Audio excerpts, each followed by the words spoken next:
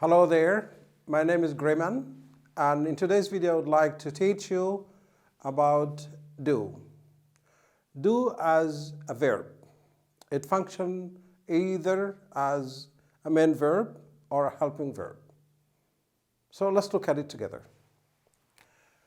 This is do. What is the past of do? The past of do is did, and the past participle, the third form of the verb, is done. So it goes this way: do, did, done. This is irregular verb. I said it functions as a main verb. Let's look at this sentence together. I completed my homework a while ago, or I completed my homework 2 hours ago. Can we replace this completed by did, which is past? Let's look at it. I did my homework 2 hours ago. It works. So it can function as a main verb. Okay? And also it functions here as a helping verb. As a helping verb, let's look at this sentence. Sarah teaches English. Sarah is a teacher. So Sarah teaches English. If you want to make this sentence negative or a question, then we need a helping verb. So what do we need? We need do to be used as a helping verb. Let's try to make this sentence as negative. Sarah or Sarah, make it negative. Does not teach. Teacher teaches. Sarah does not teach here. Sarah does not teach. We're not going to add teaches. This one's gone. It's not there because we write it here.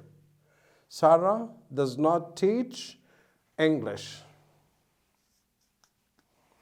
So in order to make this sentence negative or a question, we need to use do as the verb to be. Let's make it a question. Okay. What does Sarah teach? What does Sarah teach? If we do not have does, we cannot form a question and we cannot form a negative sentence. Let's look at this sentence here. This is past. Sarah traveled. Traveled could be written with one L or two L's.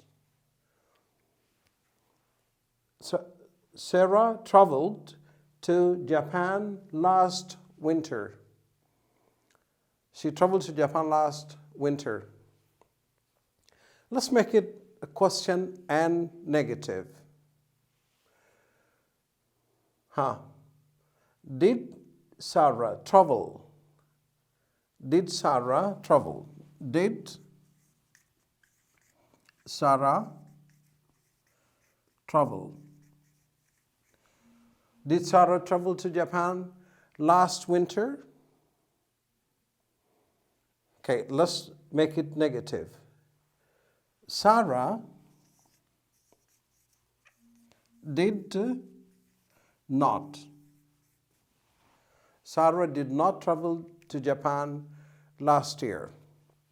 So we need verb to do. We take the past because this is a past sentence, and in order to make negative or questions, then we have to use did.